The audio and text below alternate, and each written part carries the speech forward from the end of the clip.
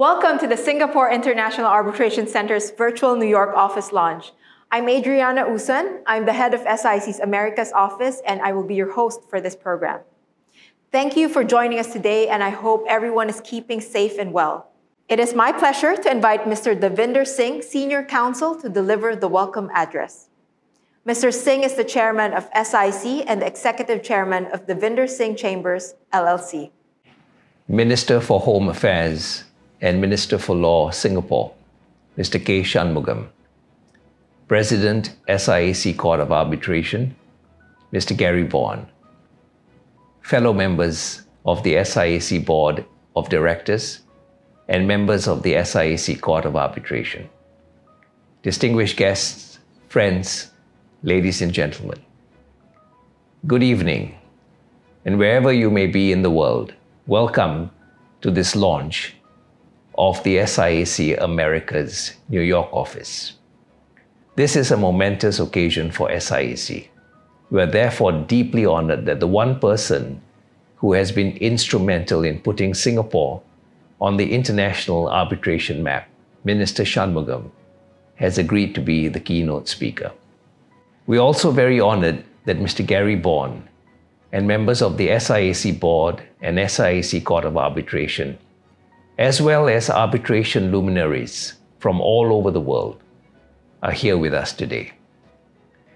At SIAC, everything that we do is shaped by our mission to enhance Singapore's standing as the most trusted place on this planet for dispute resolution.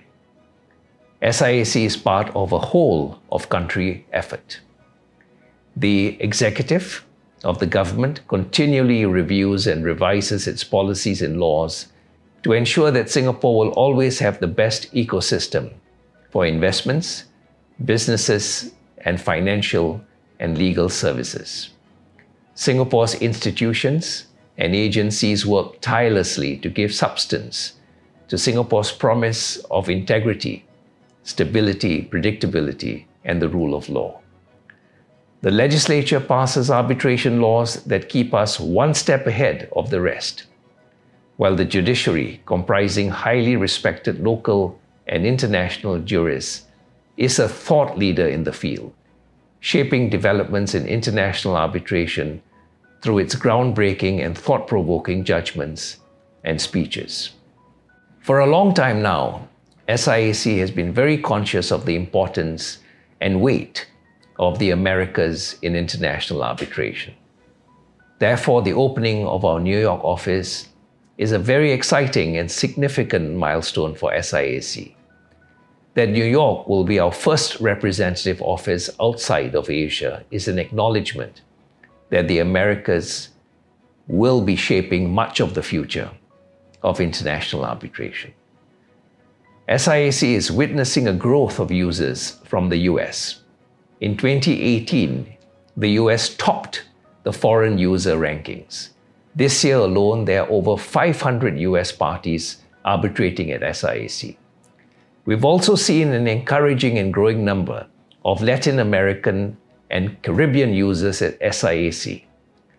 We want to have far more engagement with you. To our many friends and supporters in the Americas, the opening of our New York office is our way of showing you that you matter to us. SIAC is what it is today because of the invaluable support and contributions of the SIAC Board and SIAC Court members. They are leading practitioners and arbitrators from all over the world. Despite their busy schedules, they give so much of their time and ideas to SIAC. I am very grateful to them. I also want to thank the Chief Justice of Singapore, Mr. Sundaresh Menon, Ministers Shanmugam, Indrani Raja, and Edwin Tong, Attorney General Lucien Wong, and my dear friend Gary Vaughan for their extraordinary leadership and support. Without them, SIAC will today not be playing with the big boys. My gratitude also to the first-rate management and staff of SIAC. They have worked tirelessly to make today's launch possible. I would also like to introduce our head of the Americas, Adriana Uson. Adriana was a counsel at the SIAC Secretary and will do a great deal for us in the Americas. It is with great pleasure, therefore, that I can say that from today, SIAC is now also on Eastern Standard Time. Thank you. Thank you, Mr. Singh. We are greatly honored to have with us the Minister for Home Affairs and Minister for Law of the Republic of Singapore, Minister K. Shanmugam, SC, to deliver the keynote address. Mr. Devinder Singh, Senior Counsel, Chairman of SIAC, Mr. Gary Bond, President of the SIAC Court, distinguished guests, ladies and gentlemen, good evening. Today is an important milestone for SIAC. It marks the official launch of SIAC's New York office.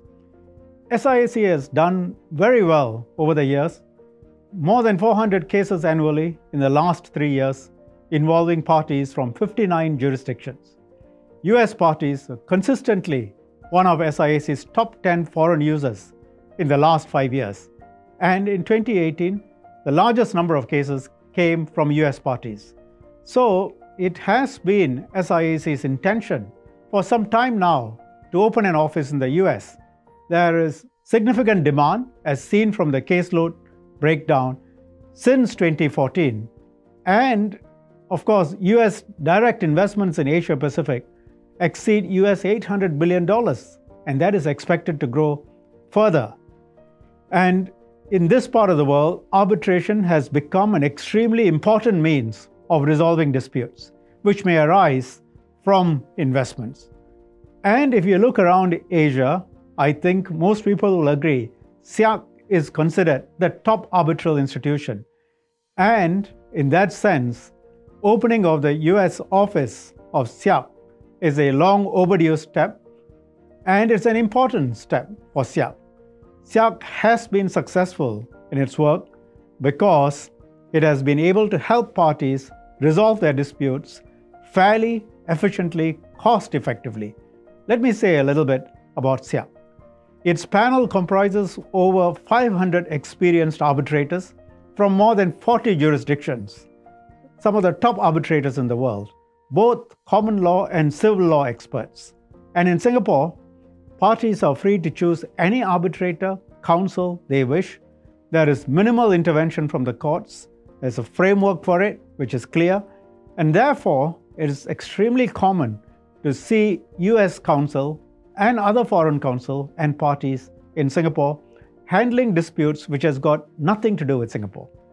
People also want their arbitration to be done in a timely manner, besides having counsel of their choice. And there again, SIAC does well. A 2018 study by an international institute shows that SIAC arbitrations are the most efficient compared to other arbitral institutions. And they studied the statistics from the arbitral institutions themselves.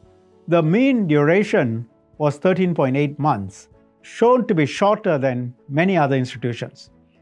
Parties can also avail themselves of SIAC's emergency arbitrator provisions, SIAC's expedited procedure, as well as a procedure for early dismissal of claims and defenses. The same study also concluded that SIAC remains significantly less expensive than many other comparable jurisdictions. SIAC is growing from strength to strength. This year, another record, 1,005 cases as of 30th of October 2020, though it does include 2 sets of cases, which we call packs of cases, filed for related contracts, and those 2 sets have a very large number of filings. But congratulations are due to SIAC on this achievement, and it's due in no small part to the successive chairmen and presidents we have had, who have all made SIAC extremely important institution in the arbitral world. And now, of course, Mr. Devinder Singh and the president, Mr. Gary Bond. Both are prominent figures in the international arbitration field. Their visionary and strategic leadership has helped SIAC, and who have contributed tremendously despite their busy schedules. And they are constantly working with their teams, working on how to bring SIAC to even greater heights. And we are very grateful to them.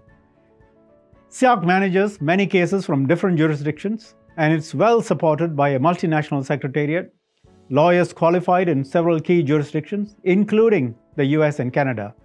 The cases may have nothing to do with Singapore, may not even be using Singapore law, as I said earlier. Even so, Singapore is chosen as a seat of arbitration. And again, in the world, Singapore is now the third most preferred seat of arbitration, and it ranks among the top 4 in all regions except Latin America. And I think there are good reasons for it. It's got a trusted legal system, a supportive judiciary, and modern progressive laws, which we regularly review to keep updated with international best practices and commercial developments. We will continue to strengthen our legal framework for international arbitration, maintain its relevance to businesses. Congratulations to SIAC once again on the launch of your 5th overseas office. Today's launch is just the beginning, and looking forward to many more successes in the years to come. Thank you. Thank you, Minister. I would now like to invite Mr. Gary Bourne, President of the SIAC Court of Arbitration and Chair of the International Arbitration Practice Group at Wilmer, Hale, and Ms. Lim Sok Wee, CEO of SIAC, to deliver the message from the President and the CEO. Thank you. Thank you for attending this launch, this virtual launch of SIAC's United States Representative Office. We picked the United States, we picked New York as the location for our first representative office outside of Asia for 2 reasons. Both Singapore and the United States are vibrant, energetic, and highly diverse societies. If you walk around the streets of Singapore, you could think you were in Los Angeles, in Houston, Miami, or New York. You might also think that you were in Sao Paulo, Rio de Janeiro, or Buenos Aires. The second reason that we chose the United States as the location for a representative office is because US users have found SIAC arbitration so conducive to the resolution of their business disputes.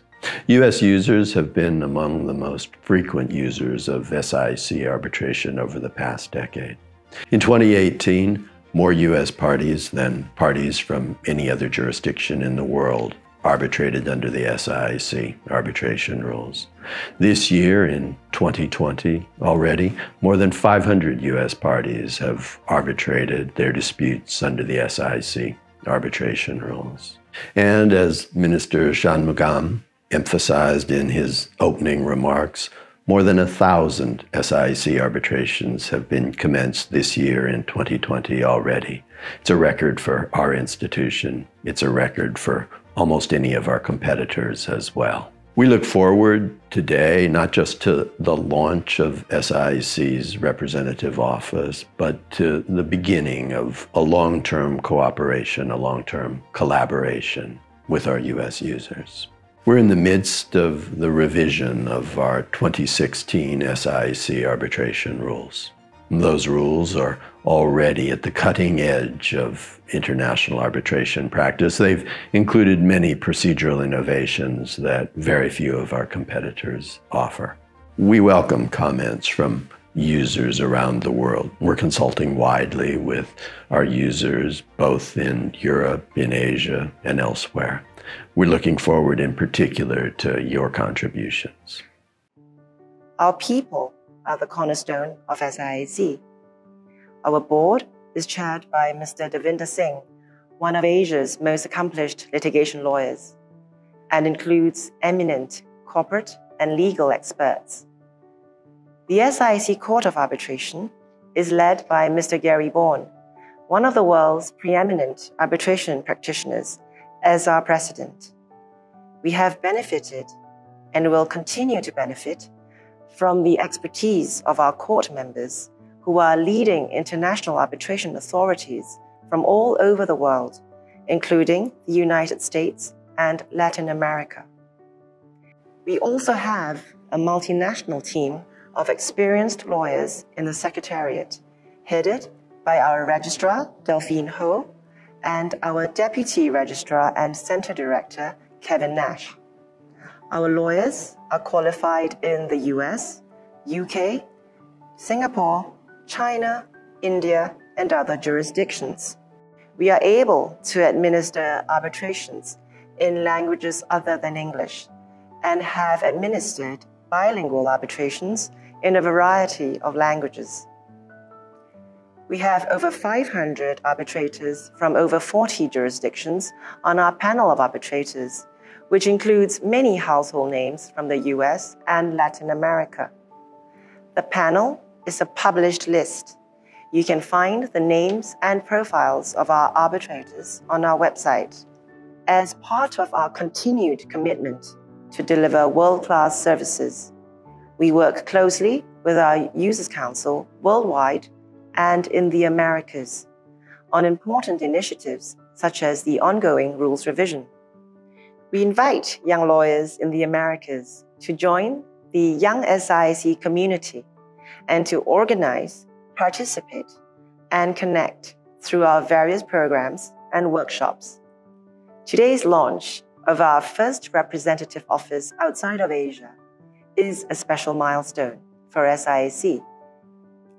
Adriana Uson will head up this office.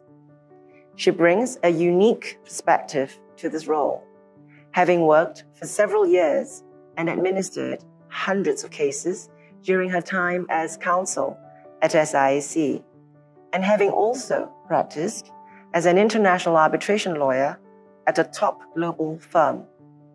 We have many exciting plans lined up in the coming weeks and months for the US and Latin America. As always, we welcome your views, comments, and suggestions. We hope to count on your continued participation and support. Thank you. Thank you, Mr. Bourne and Ms. Lim. We will now move on to the virtual office launch ceremony.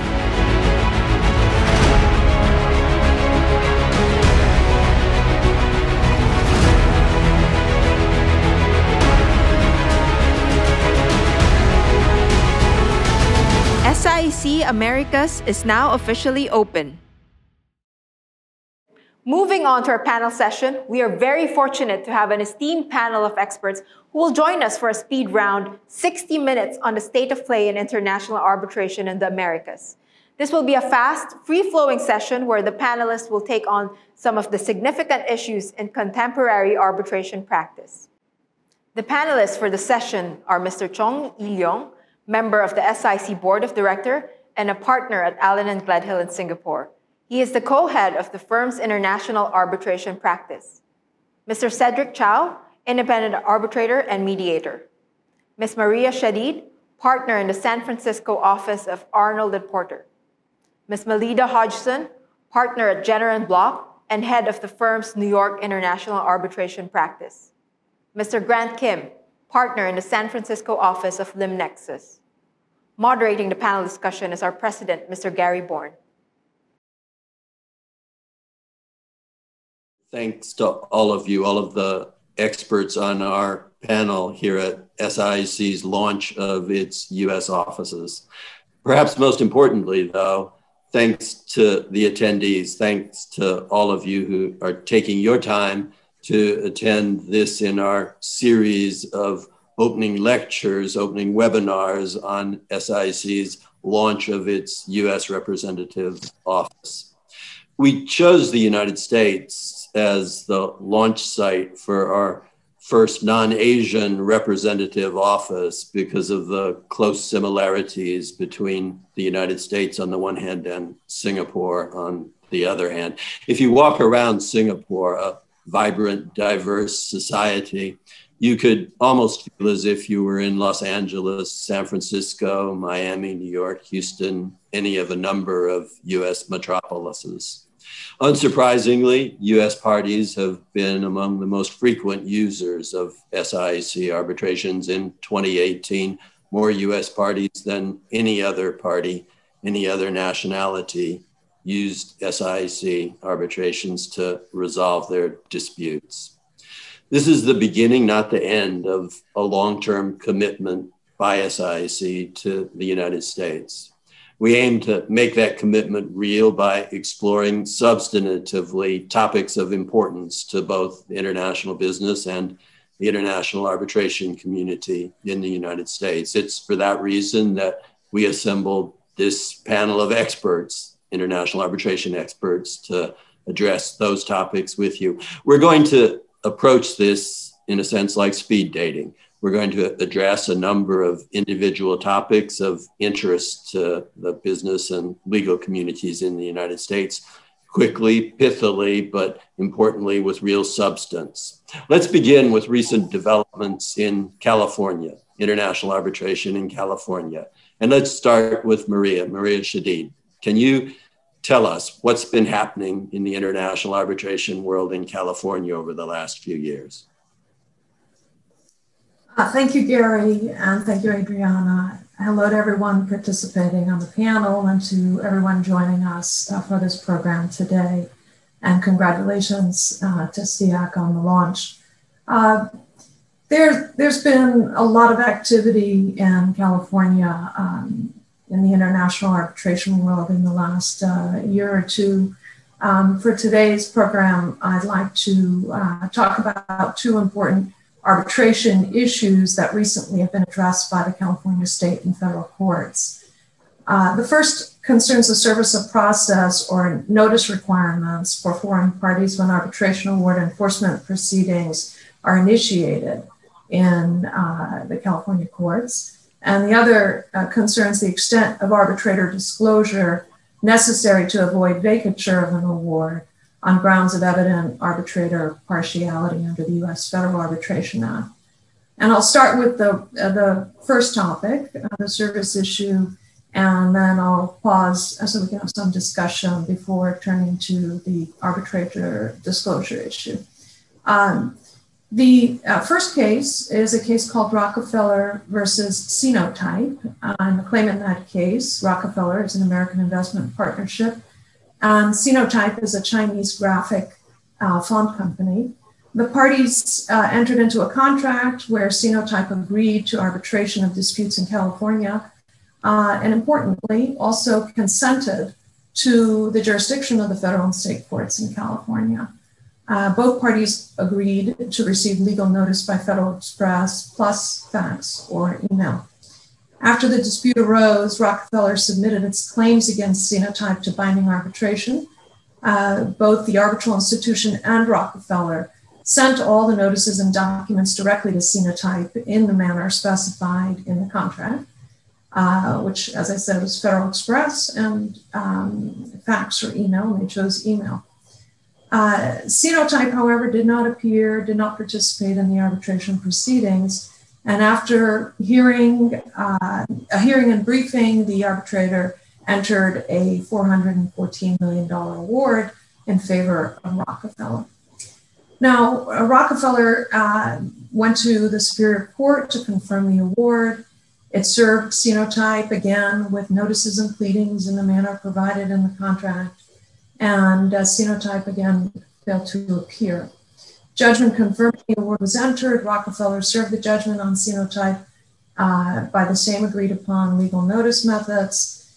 And Cenotype remained silent until over a year later, when, after Rockefeller attempted execution on the judgment against some of Cenotype's assets, Cenotype filed a motion to set aside the judgment on the basis of improper service.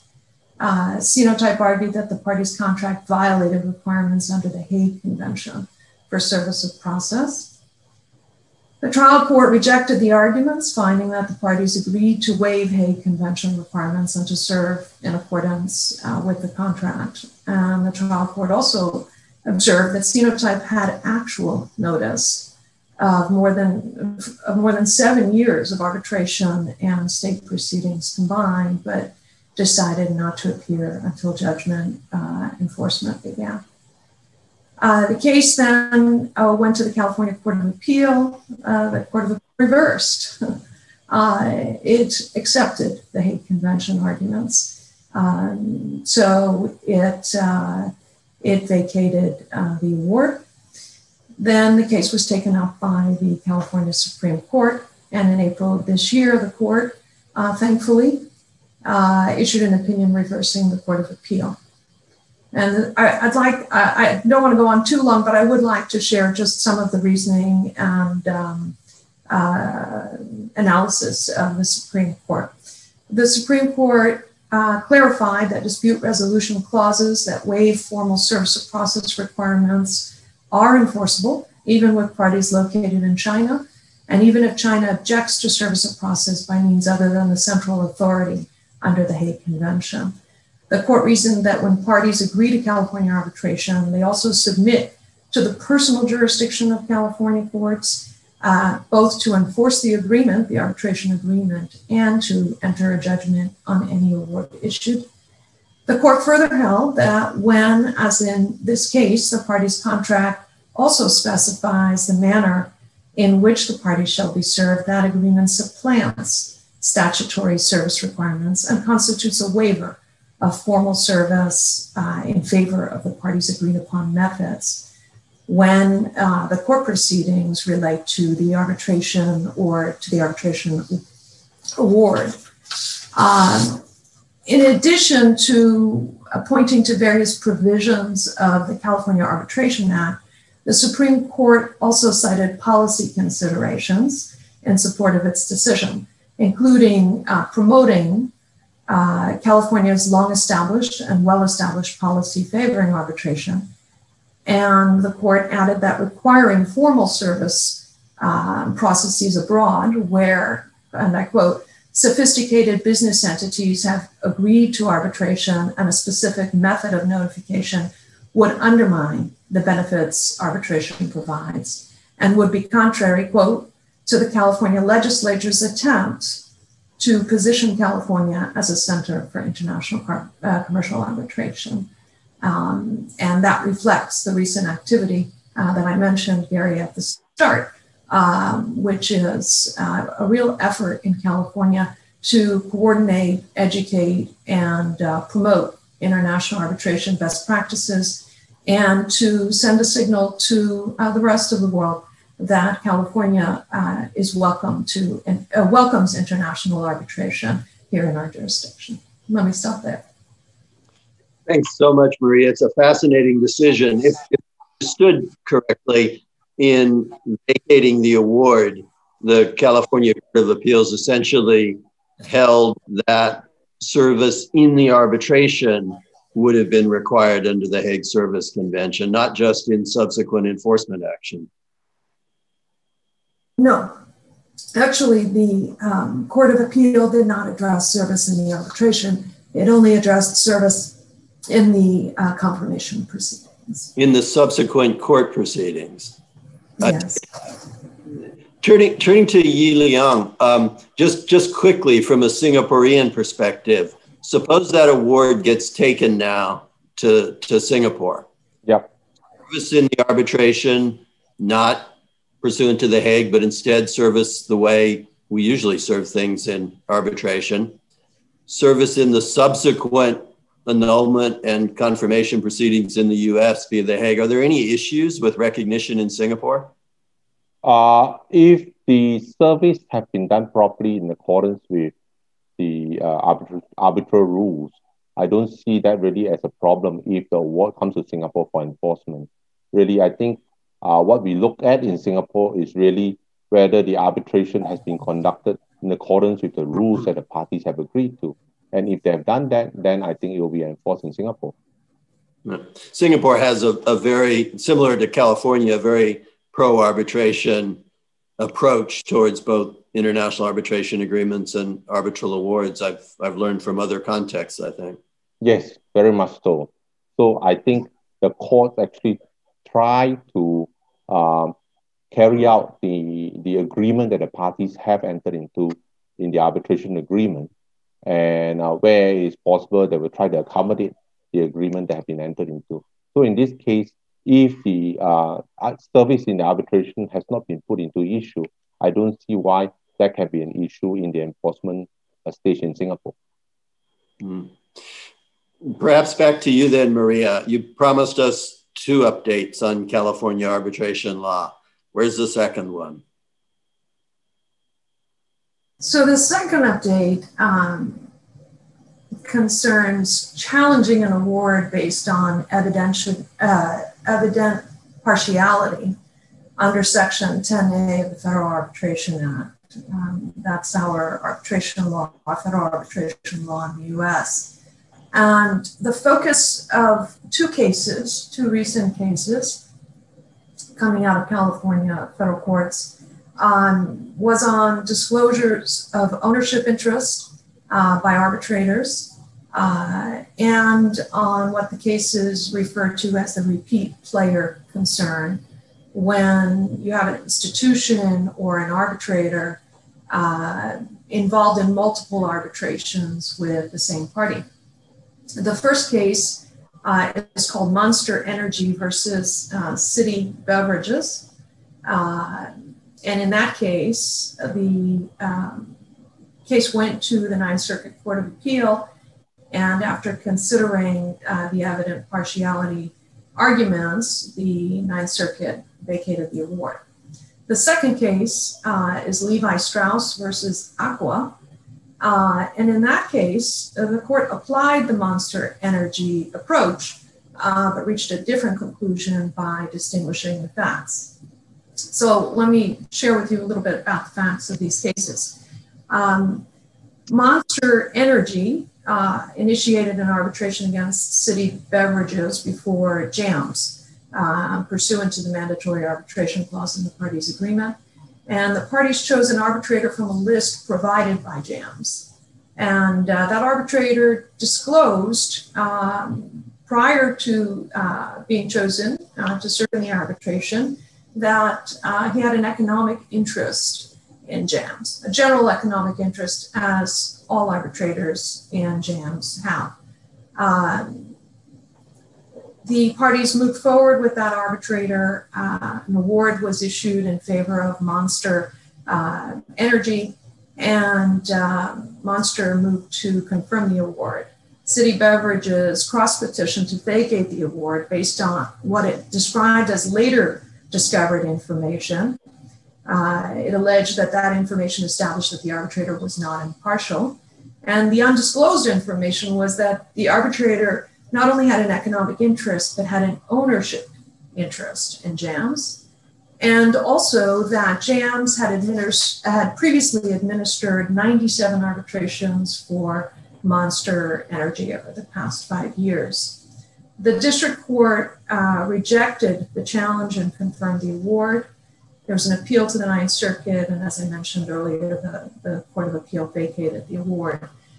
In doing that, the Ninth Circuit cited the US Supreme Court's 1968 decision in Commonwealth Codings, and it explained that the Federal Arbitration Act permits a court to vacate an arbitration award when there's evident partiality on the part of the arbitrators. Under US law, evident partiality includes instances in which an arbitrator fails to disclose substantial interests and non-trivial business dealings. And the Ninth Circuit here found that the ownership interest in JAMS was substantial and the 97 prior arbitrations was not trivial. Now, the Supreme Court earlier this year denied petition for review of this case. And then a month later, in July of this year, the same issue was raised in another California federal court case called Levi Strauss versus Aqua, as I mentioned earlier. Now, in that case, the court said the facts here are really different. We have one prior arbitration, we have 5 or 6 mediations, and we think mediations are very different in character from arbitration. The ownership interest had not been disclosed at the outset, but in the course of the proceedings, it was disclosed in response to the Monster Energy ruling. And another important fact that the court in Levi Strauss focused on was that Aqua affirmatively chose JAMS. The agreement actually initially provided for a different arbitral institution. And Aqua, on its own initiative, said that if it brought in arbitration, it wanted to do so with JAMS. So based on all those distinctions, the court found that the facts did not give rise to a reasonable impression of partiality, and vacatur was not required. Those are fascinating decisions, Maria. It sounds like some institutions are, if I can put it this way, in a bit of a jam.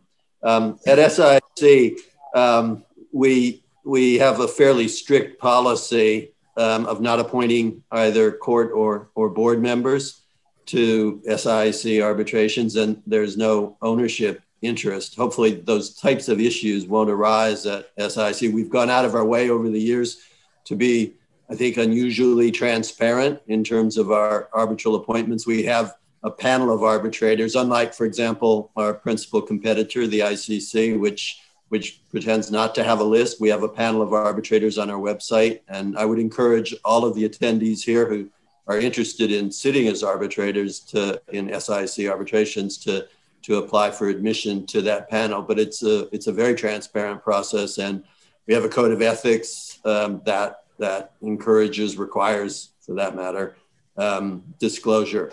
Grant, I think you are up for both comments on Maria's monstrous cases, again, if I can put it that way, and also other developments in California international arbitration law. Yes, thank you. Just one quick comment. The first case Maria mentioned about service of process. Rockefeller. One thing Maria did not mention is there was an amicus brief filed in that case by the California International Arbitration Council, which is an umbrella organization that was recently created to promote arbitration in California. And I think Maria is actually the co-chair of that group, and Cedric and I are both involved. But the key message is there's a very vibrant and growing community, international arbitration community in California, which is long overdue.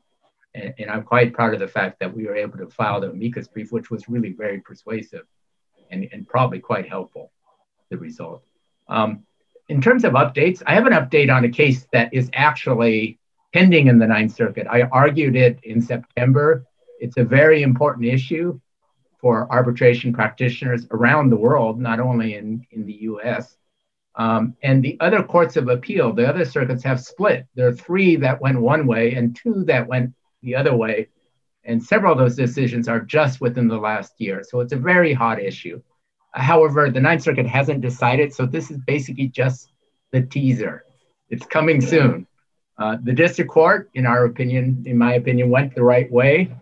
The issue is there's a special federal statute, 28 USC 1782, that says that if you're a party to a proceeding in a foreign or an international tribunal, you can come to the US, go to a federal court, and potentially, if you meet the standard, get an order that requires somebody who's resident in that district, and this is usually a third party, not the counterparty of the arbitration, to produce documents or appear for a deposition. In other words, if there's very important evidence you really need for an arbitration from a third party who happens to be in the US, you can come to a federal court and get it.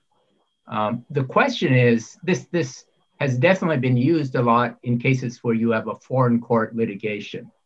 The question on which the courts have split is, can you use this for a foreign or international arbitration? The Second, Fifth, and Seventh Circuits had said no, and the Fourth and Sixth Circuits have said yes. The Ninth Circuit hasn't ruled on it. And actually, just drill down one more layer, actually, everybody has said you can get it for an investment treaty arbitration that is being conducted pursuant to an agreement between governments. But in the case of a normal commercial arbitration, no investment treaty or other governmental treaty at issue, the courts have split.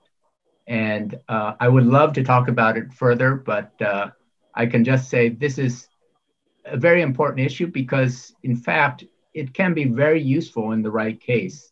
And the district court in our case, we were representing a client that wanted to take a deposition, get documents from the former CEO of the counterparty. And that former COO was actually based in Northern California. And so we got an order requiring that to happen. So if there's really important, and that party, the former CEO was not a party to the to the CTAC arbitration. So in the interest of time, Gary, I was just going to end there unless you had some questions. No, by all means, that's also a fascinating set of developments. Assuming that if I can put it this way, the pro-discovery view prevails, then for an SIAC arbitration seated in, say, Singapore, you don't have to seat SIAC arbitrations in Singapore, but if you did, then either the tribunal or a party, for that matter, could come to the California courts, the federal courts, use Section 1782 to get discovery, disclosure under US disclosure rules in aid of the Singaporean seated arbitration. Yes, absolutely. Although the US Supreme Court has not weighed in on this exact issue, but they've made it clear that the district court has broad discretion to grant or deny. And, so you certainly have the option of trying. Whether you can actually get it will depend on your particular circumstances.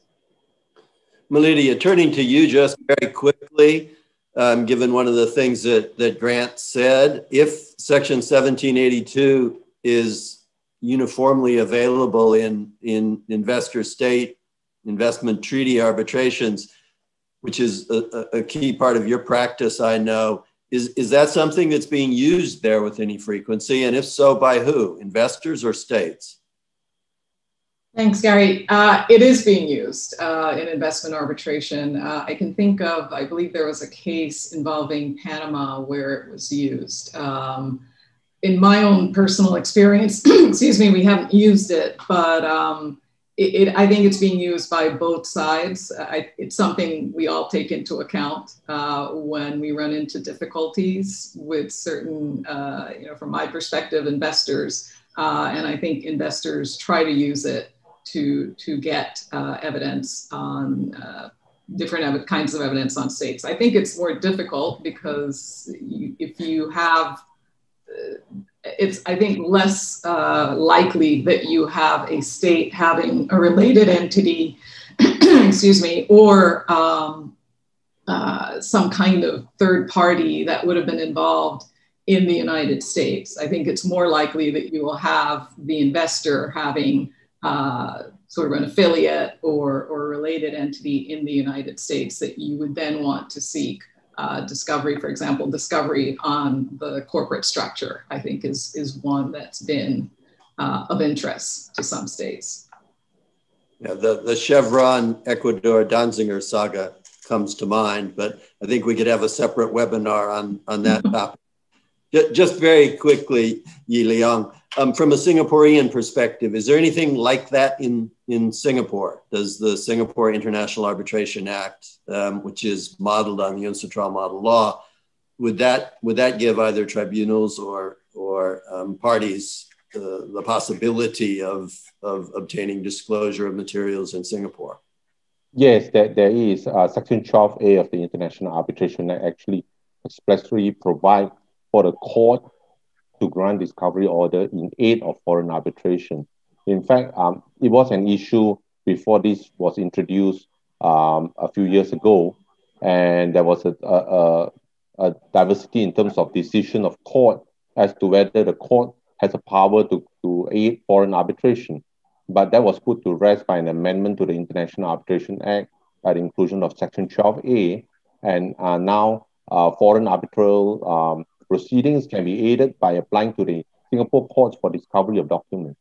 Of course, we don't have that position in Singapore, but the court can grant discovery, can grant injunctions or other kind of interim orders to assist foreign arbitration.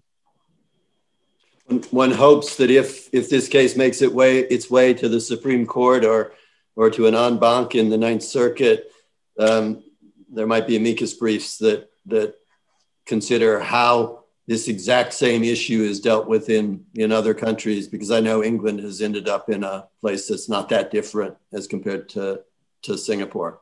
Let's move on, though. I promised speed dating. So let's move on to technology. Singapore is an IT hub. It's an intellectual property hub as well for the region, indeed for the entire world. California with Silicon Valley is, needless to say, as well. International arbitration and high tech. What are recent developments there? Perhaps start with Cedric and then move to Grant. Sure. Maybe by way of background, this is a long, arbitration and technology is a long-standing question. By way of background, California is the 5th biggest economy in the world. And with all due respect, it is, you think about the companies here, it is the technology center of the world. We've got Hewlett Packard, Apple, Oracle, Facebook, Twitter, they're all here. So there are a lot of disputes involving technology companies. Historically, there's been reluctance to embrace technology, to embrace arbitration in the technology sector. Some years back, it was actually 2014, one of your competitor institutions said, I'd like to come, send the president over to California and be introduce our institution. And I said, fine, I will get you the audience, but this won't be a lecture. This will have to be a debate. And why does it have to be a debate? It has to be a debate because, first of all, the companies here are not familiar with the institution.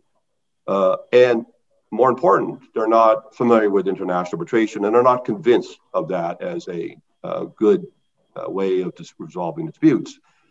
And I may exaggerate in our debate, the position, but it's really for teaching purposes. I will be taking the side, whatever I say will be the doubts, the skepticism that are in the minds of your audience. So he came over and we publicized it. We had audiences 3 different consecutive days, San Francisco, Silicon Valley, San Diego. And each venue has a different clientele.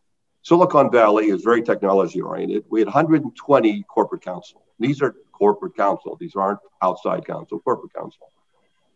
And we had a debate and it was very successful. The title of the program was, does international arbitration make sense for California companies? So there's a great hunger for learning about this. Now, for those outside of the California, outside of the technology sector, why is there this skepticism? The crown jewel of technology companies is their intellectual property. You lose a suit, you lose something over, the viability of your patents, validity or infringements. The ramifications is much greater than the dispute in front of you. And you lose the intellectual property, you lose the value of the company. So you put that together with the fact that errors of law typically are not reviewable. It's not a basis to vacate the adverse award. Put that also together with the view that discovery, which is very much a part of sort of the American tradition, is very constricted. And maybe the most important is there's no right of appeal. So if the arbitrator gets it wrong, and arbitrators do get things wrong, you're stuck. So that's really the nub of the problem. And in discussions with companies, the discussions should go like, well, I understand your reluctance in the context of domestic arbitrations. When you have access to the courts, you don't have to choose arbitration. But when you go internationally, if you're going to be in the courts, are you going to be able to get the other side into the U.S. courts and in front of a jury? And they're not going to be willing to do that. And then same thing. Do you want to be in the courts of another country? And then there's a problem of enforceability of a court judgment across borders. Whereas arbitration, you have enforceability under the New York Convention. So what you should do, what really makes sense is to accept it if you are going abroad, but let's talk about how you can tailor your provisions to try to minimize the risks that we discussed about no right of appeal. And I'd say over time, and I'm taking a 15-year view, over time, more technology companies are embracing it. And maybe not embracing it wholeheartedly, but saying, okay, I've got to do this. How am I going to deal with it? But that's not universal. That's not universal. I was with one very high-profile company, and we had a setting in Europe as a sole arbitrator who didn't really had no understanding of the technology involved. And it was a very, just was an unfortunate setting. It all worked out fine in the end. It was resolved. But that general counsel came back to California, and the general counsel told all their colleagues, said, this is what happened. And so that's why I say it's very much a work in progress. I'd say there's more acceptance over time, but one has to be careful. That's a great update. It's something that we in the international arbitration community, not just in Singapore, not just in California, but everywhere, need to keep in mind. One of the things that we at SIAC have done is establish a separate intellectual property panel so that the experience you had with whatever other institution that was wouldn't likely be replicated with us. We have handpicked practitioners who are expert in patent, trademark, other types of IP areas. I do think it's worth, though, seeing how we could improve our game, so to speak. We're in the midst of the rules revision process, the revision of our 2016 SIAC commercial arbitration rules, which we do periodically. Do you think there would be appetite in the California high-tech community, IT community, for some sort of addendum or protocol or separate schedule to our rules aimed specifically at IP disputes, technology disputes? I could imagine, WIPO, World Intellectual Property Organization, has a specialized arbitral institution, specialized rules precisely for intellectual property disputes. Should SIAC, in its rules, attempt to tailor something for intellectual property generally? Cedric, perhaps just really briefly on that, and then Grant. I think the answer is yes. There's great symbolic value for the institution, for SIAC to say, I hear you, and here's my attempt to address some of your concerns. Yeah. We can talk about what that schedule might say during the consultative process, but the idea here would be just, is it something worth even trying to explore? Grant, your thoughts on that?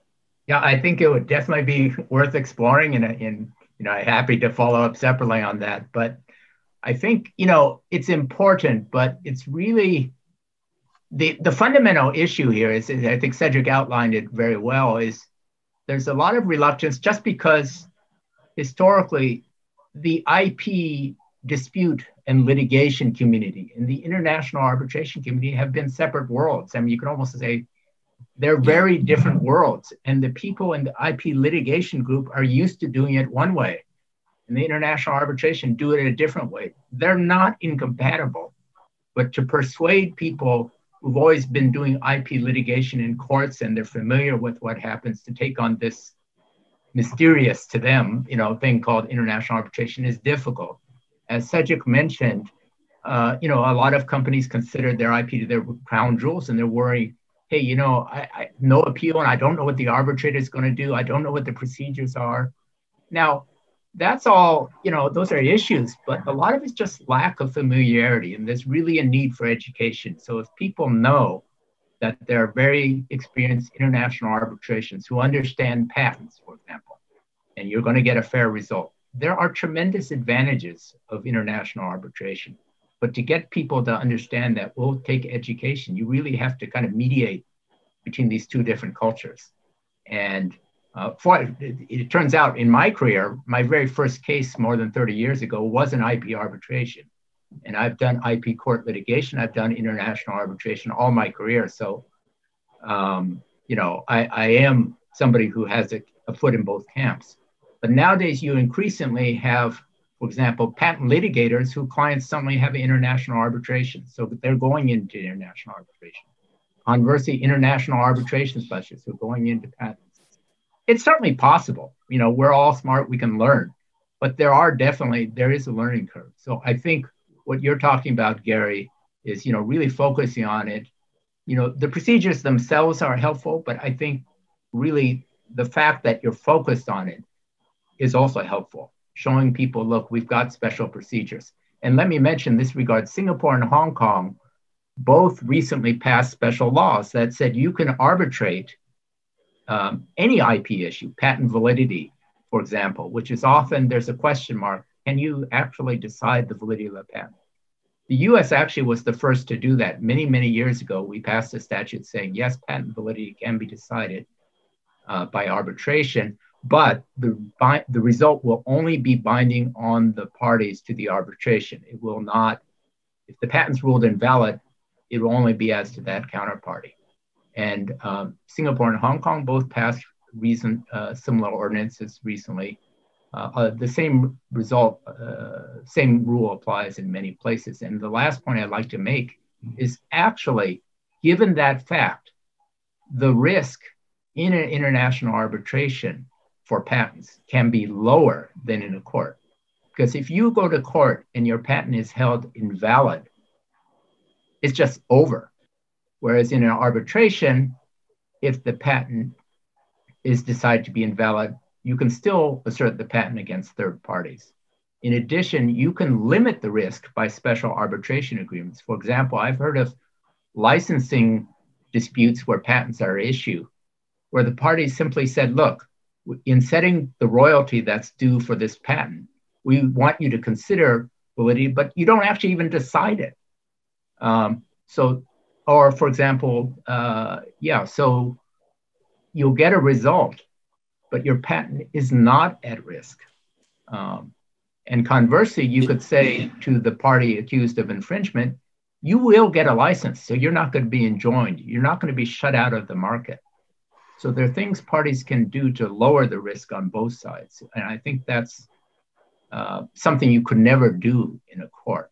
So again, I think there are a lot of advantages, but it's going to take time. Speaking of Singapore, Yi Liang, how are IP disputes arbitrated, handled in Singapore? And then I'm going to come to Grant just briefly. Right, yeah, I must say that on the patent side, I don't think we have a lot of experience in Singapore dealing with that at the moment. From what I understand, most of the disputes that we have on IT and IP are actually on licensing.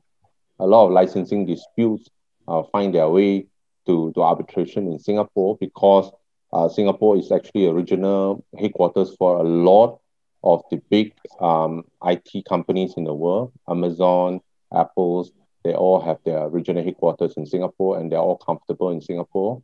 A number of big Chinese IT companies are coming over as well. You have Tencent, Alibaba, and I understand that a lot of the licensing agreement provide for arbitration in Singapore, but I don't think we have actually moved on to the level of patent disputes that Grant have talked about. Well, we will after the next rules revision. One related topic, confidentiality. I know that's important in IP arbitration, also litigation. What's the confidentiality regime for international arbitration in Singapore? Just very briefly. At the moment, I think it's all pretty much contractual. It depends on the rules that you apply. I think for the SIAC rules, we have confidentiality clause in the SIAC rules, which prevent parties from disclosing it to third parties. And then we are looking also at our law to actually enable the court to enforce such confidentiality agreement between the parties and to prevent parties from leaking it out. So that is the extent of confidentiality that have protection in Singapore at the moment. Yeah, and if I recall correctly, there's also confidentiality for subsequent court proceedings to set aside or yes. confirm. awards. Very much so, yes. So if there is a court proceedings that arise out of an arbitration in Singapore, it goes to court, there are applications that one can make to the court to keep the documents under seal, and for any award to be issued, for the names to be redacted, and for sensitive information to be redacted, so that it won't become public. So those are all procedures that we have, and for hearings to be held in camera as well. Yeah, I can see how that could have a lot of value in IP disputes. Before we come to Melidia to kick off a discussion on investor-state arbitration and global developments, just back to you very briefly, Grant. We have, of course, a California Users Council for SIAC. Would there be interest in the kind of outreach education program that you discussed with respect specifically to intellectual property disputes, intellectual property arbitrations? Sure. I mean, especially with regard to Singapore, California economy, definitely there are tons of transactions going on with companies in Asia.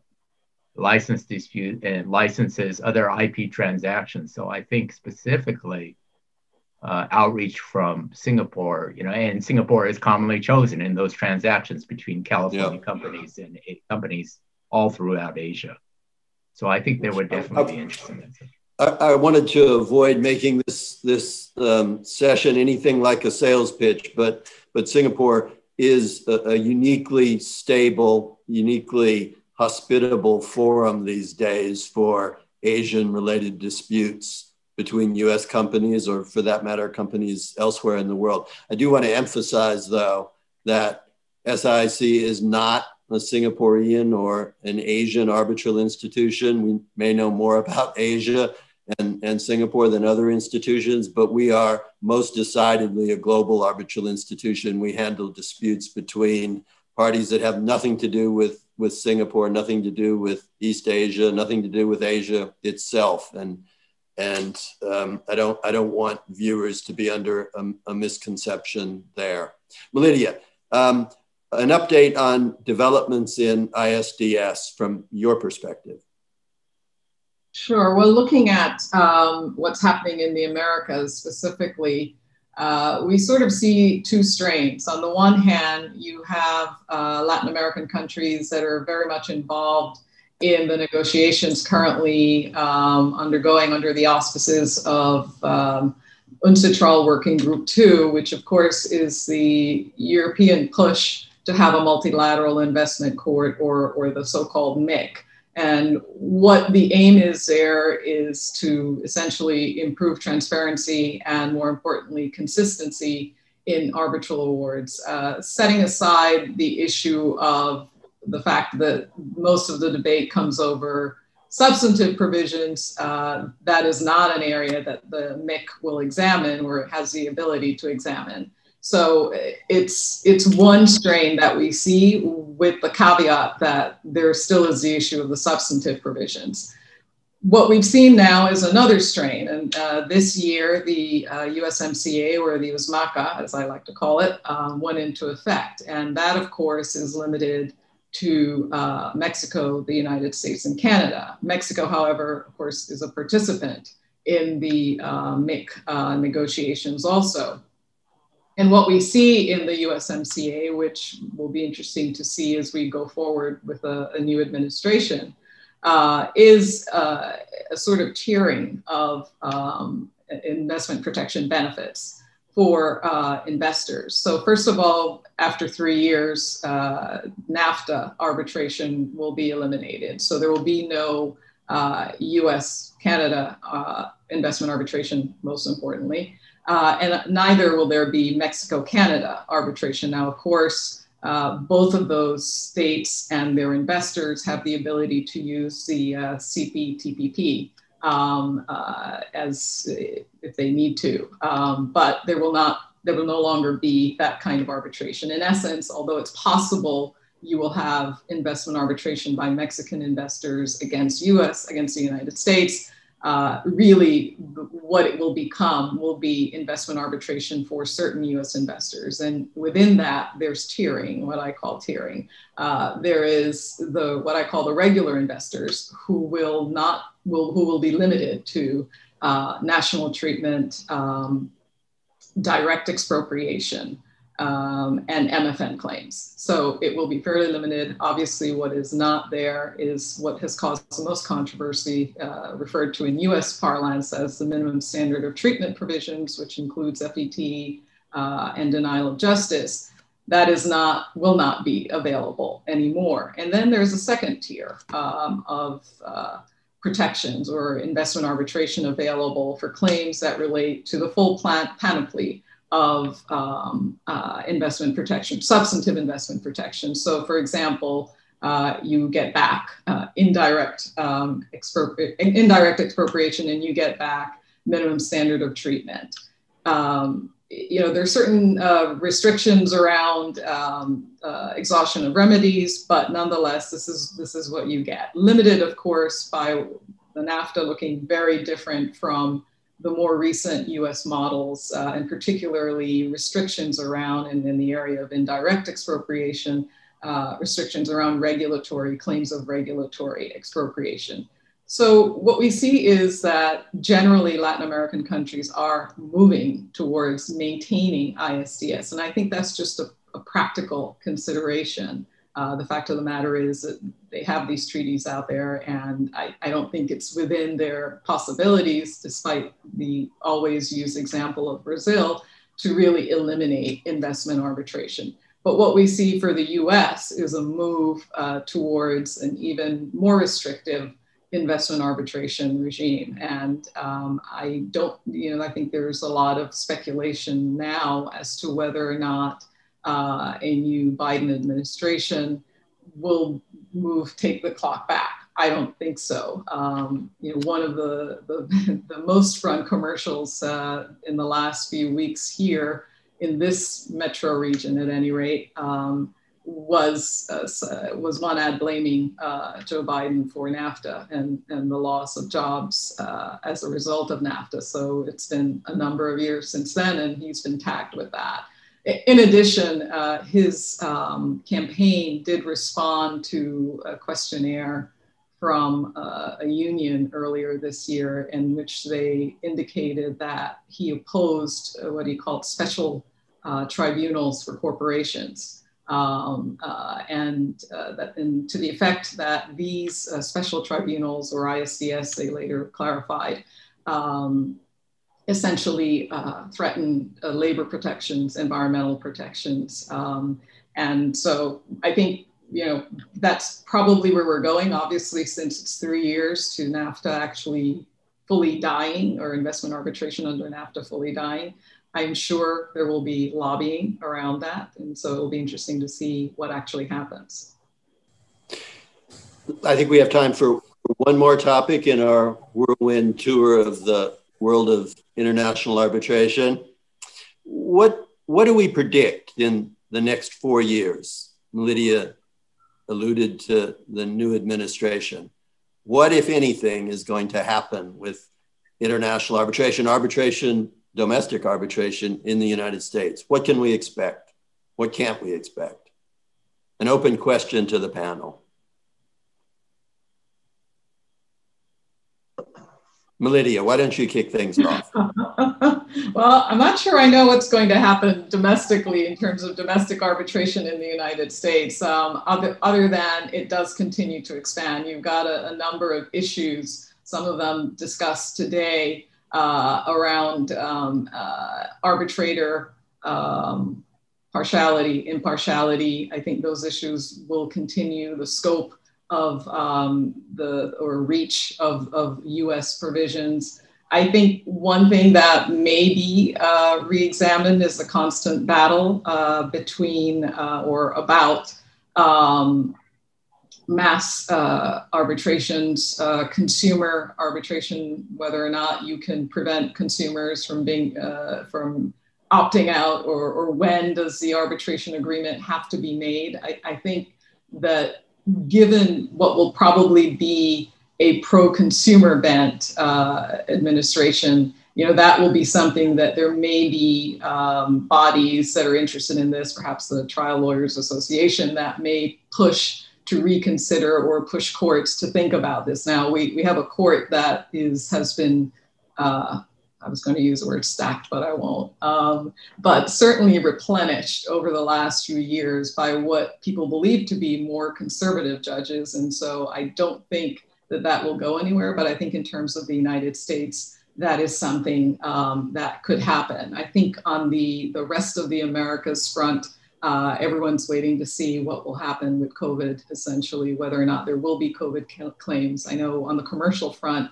we have seen some. I mean, businesses, have suffered a lot over the last few months, and those kinds of claims tend to look obviously more at whether or not you've got a force majeure provision that will actually prevail if you didn't anticipate that you'd have a pandemic. On the investment arbitration front, I think it's been surprising for some that there haven't been claims yet. There were claims that were rumored against Peru, for example, because in Peru they had suspended toll provisions, and there were a couple of investors who were threatening claims. The Congress had suspended toll tariffs.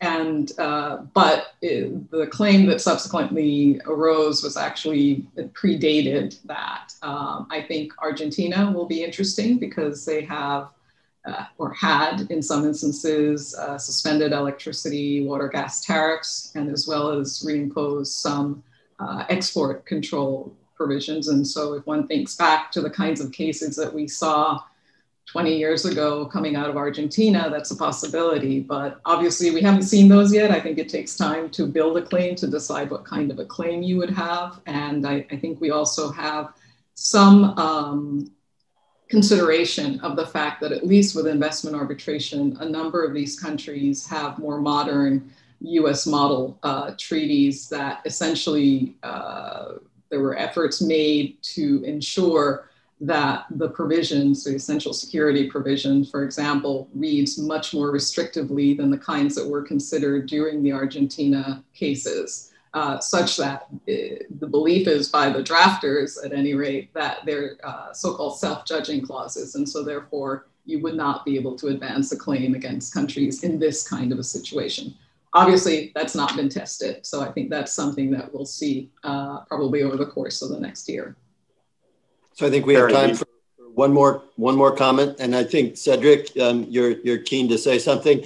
But before you do, what about the Arbitration Fairness Act? A little bit like a Stephen King movie, it seems to come alive every couple of years. Can we expect it to wander the corridors in the coming years? I think it's been remade, but I think it is still probably alive. Yeah, I think that on the issue of the tension of arbitration versus courts, consumer arbitration, and drawing a line between business to business versus consumer arbitration and class action waivers. I think the interesting development will be the courts. There have been a lot of appointments throughout the federal judiciary by the Trump administration, and we just have to see how that all plays out. And it is a 6-3 conservative majority right now. I think the other issue I'd like to touch on is remote virtual hearings that we've seen more and more. And really people hadn't used Zoom prior to March, and now people are used to it and use it all the time. And I think there's going to be a rethinking in the international litigation, international arbitration world, which is how important is it for me to fly over somewhere to see the parties face to face? Are there certain hearings that could be just as well done effectively through Zoom, hold down the costs? And then there's going to be a discussion revolving around that is what aspects of the arbitration are really driven by the face-to-face interaction. And I'd say the one place would be where witness credibility is important. It's not always important in pure contract interpretation disputes, but in fraud, best efforts clauses, then witness credibility does become important. And then I think the question, and it's playing itself out right now in the courts as well as the arbitration is, can you have an effective examination through video? I think for the answer to that question, you are going to have to come back for the next session of this webinar. As I said, SIAC is not in the United States for the short term. This is a long-term commitment, a long-term substantive commitment to really understanding, working with the American arbitration community. I thank the panelists very much for the generous donation of their time and the display of knowledge that we just had. I thank even more the attendees and look forward to speaking with you again. Thank you. Thank you very much to our distinguished speakers for gracing us with your presence at today's New York office launch. This marks the close of the program, but the beginning of SIAC's sustained engagement with the Americas. We will be offering not only a bricks and mortar presence in New York, but also a commitment to meeting and exceeding the dispute resolution needs of users from the United States, Latin America, and Canada. Having previously served as counsel in the SIAC Secretariat alongside our Canadian Deputy Registrar and Center Director, Kevin Nash, I can speak from experience of the dynamic way that case management operates at SIAC. We are service-oriented and user-first, whether we are administering a $500,000 case or a $5 billion case. We offer a customized case management experience that is commercial and specifically tailored to the color and complexities of the case. With our president and vice presidents located in London, Singapore, and New York, as well as SIAC court members working out of New York, Washington, D.C., and jurisdictions around the world, time zones are really just a number, and SIAC is always open for business. And with that, I invite you to file your cases with us on Eastern Standard Time with confidence. Maybe the best way to introduce SIAC's case management expertise is to provide examples of representative cases at SIAC. In addition to administering thousands of international commercial cases under the SIAC rules, SIAC was the first commercial institution to publish specialized investment arbitration rules for cases involving states, state-controlled entities, and intergovernmental organizations. As counsel at SIAC, Adriana's case portfolio included many or most of these investment cases, and she has developed a keen understanding of the issues unique to international investment arbitration. On the commercial side, Adriana worked on high-value disputes and contentious bet-the-company cases, where she learned to balance the practical commercial side of things with the obligation of the institution to administer in accordance with its rules and ensure the smooth running of the arbitration. I can recall cases with specific, very challenging timelines ensconced in the clause where Adriana, working with the president and the SIAC court, was able to ensure that the arbitral procedure remained in accordance with the agreement of the parties. Adriana also assisted with the drafting of the SIAC Rules 2016 and the SIAC Investment Arbitration Rules 2017, as well as authoring briefs on every procedural mechanism available under the SIAC rules, including prima facie decisions on jurisdiction, emergency arbitration, expedited procedure, joinder, consolidation, challenges to arbitrators, and the scrutiny of awards. This case management experience will be an enormous advantage for users liaising with Adriana in SIAC's New York office. She knows how to apply the rules, and she knows how things actually work in practice. More broadly, across case management, SIAC always stands ready to deal with the most complex procedural issues in arbitration with speed and sophistication. Let me run through some examples that regularly come before the SIAC Secretariat. Commencing cases up against limitation periods.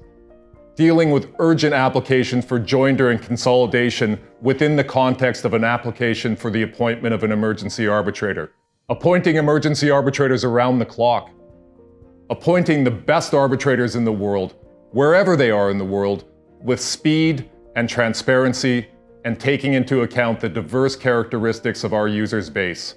Reviewing and approving awards, SIAC, of course, has a scrutiny process. This is done day and night with a view to multiple potential places of enforcement.